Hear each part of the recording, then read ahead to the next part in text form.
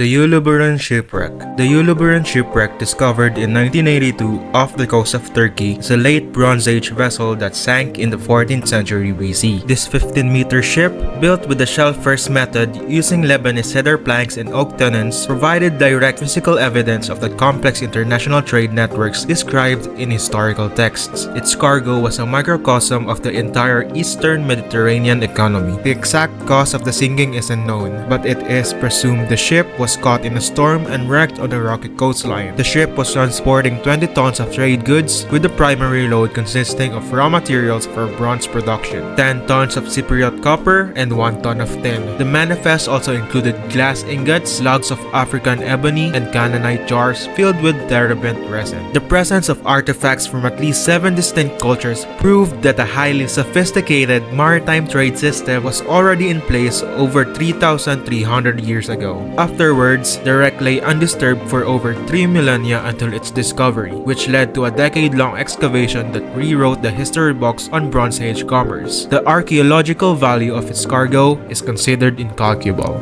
The Antikythera shipwreck. Around 65 BC, a Roman-era merchant ship sank near the Greek island of Antikythera. The cause of the shipwreck was likely a violent storm that drove the vessel onto the island's cliffs. Discovered by sponge divers in 1900, it contained a cargo of luxury goods, including marble and bronze statues. However, one artifact fundamentally changed our understanding of ancient technology. Buried among the statues was a corroded lump of bronze later identified as the Antikythera mechanism, an extraordinarily complex analog computer used for astronomical prediction. Its engineering complexity would not be seen again for another 1500 years, demonstrating a level of Hellenistic mechanical genius previously thought impossible. After its discovery, the site has been revisited by archaeological teams who continue to recover artifacts. The financial value of the lost art is estimated in the tens of millions of dollars, but the historical value of the Antikythera mechanism is priceless.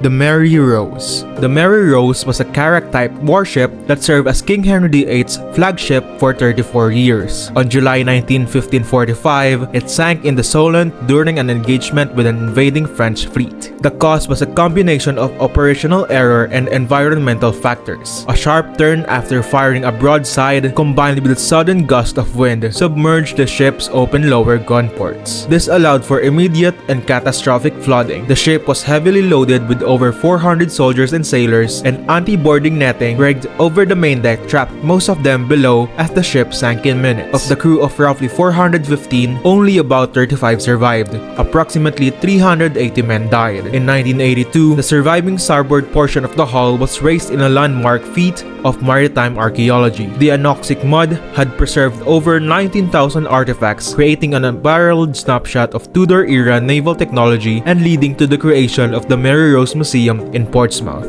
The Vasa. On August 10, 1628, the Swedish warship Vasa sank in Stockholm harbor on its maiden voyage. The cause was a fatal design flaw driven by royal mandate. The ship was critically unstable and top-heavy. King Gustavus Adolphus had insisted on a second gun deck with heavy cannons, but the ship's hull was too narrow and lacked sufficient ballast to support the weight. On its inaugural voyage, a light breeze was enough to make it heel over. Water poured in through the open lower gun ports. The ship sank after sailing less than a mile. The sinking claimed the lives of approximately 30 of the 150 people on board. An inquest was held, but no one was ultimately punished, as the design specifications came directly from the king. Preserved for 333 years in the cold water, the nearly intact warship was raised in 1961 and now resides in the Vasa Museum, serving as a unique monument to failed engineering.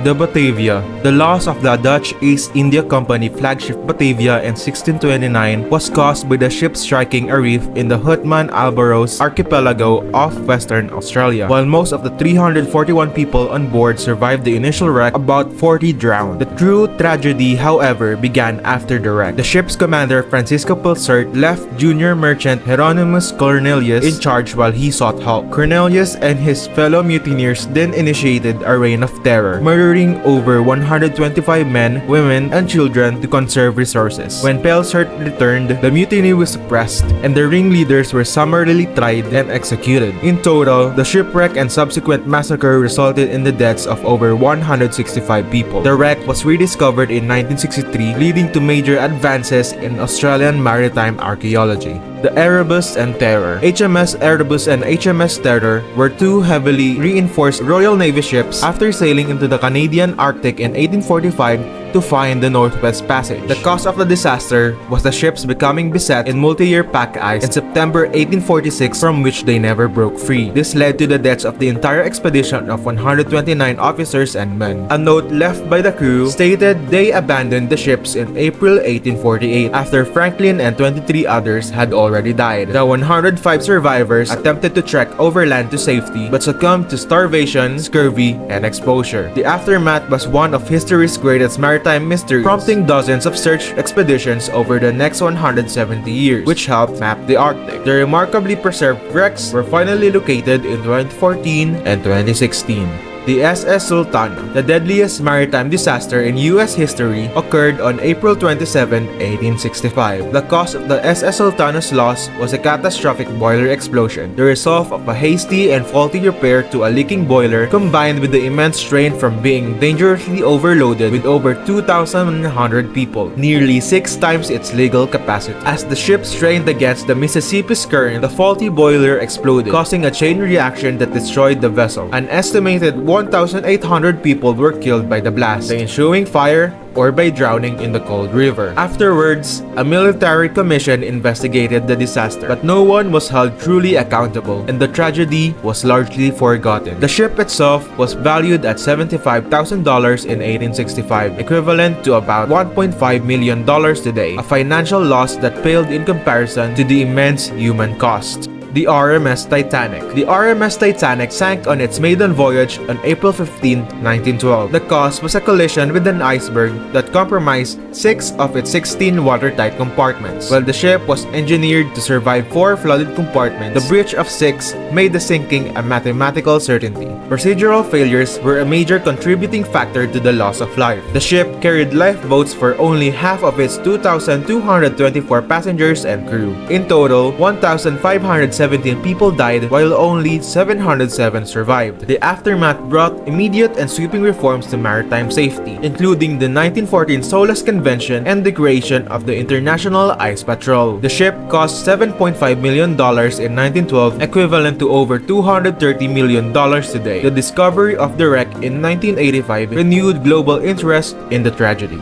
The RMS Empress of Ireland. Just 2 years after the Titanic, the sinking of the RMS Empress of Ireland demonstrated a different kind of maritime vulnerability. On May 29, 1914, the cause of the disaster was a collision with the Norwegian collier SS Storstad in dense fog on the St. Lawrence River. The Storstad's reinforced bow created a massive breach that allowed water to flood the vessel at a catastrophic rate. The sinking was accelerated by open portholes and a failure to close all watertight doors in time, causing the ship to founder in just 14 minutes. Of the 1,477 people on board, 1,012 died and 465 survived. It remains Canada's deadliest peacetime maritime disaster. An inquiry was held that blamed the Storstad for the collision. The loss was valued at over $2 million in 1914, equivalent to more than $60 million today. The tragedy was quickly overshadowed by the start of World War I. RMS Lusitania. The sinking of the British liner RMS Lusitania on May 7, 1915 was a deliberate act of war. The cause was a single torpedo fired by the German U-boat U-20. Immediately following the impact, a massive secondary explosion from within the ship's hull, likely from coal dust or its cargo of munitions, sealed its fate. This second explosion caused the massive liner to sink in just 18 minutes. Of the 1,962 people on board, 1,198 were killed, including 128 Americans, while 764 survived. The aftermath was a diplomatic firestorm that dramatically shifted public opinion in the United States against Germany, becoming a powerful propaganda tool when America eventually entered the war. The ship was valued at approximately $10 million in 1915, close to $300 million in today's currency. USS Indianapolis. The USS Indianapolis sank on July 30, 1945. The cause was 2 torpedo hits from the Japanese submarine I-58. The damage caused the heavy cruiser to capsize and sink in only 12 minutes. Of the 1,195 crewmen, an estimated 900 survived the initial sinking and went into the water. However, due to communication and procedural failures, the Navy did not know the ship was missing. For nearly 4 days, the survivors faced dehydration, exposure, and relentless shark attacks. When they were finally spotted by a patrol plane, only 316 men remained alive. A total of 879 crewmen died. The aftermath led to the controversial court-martial of its captain, Charles McVeigh III, who was finally exonerated in year 2000.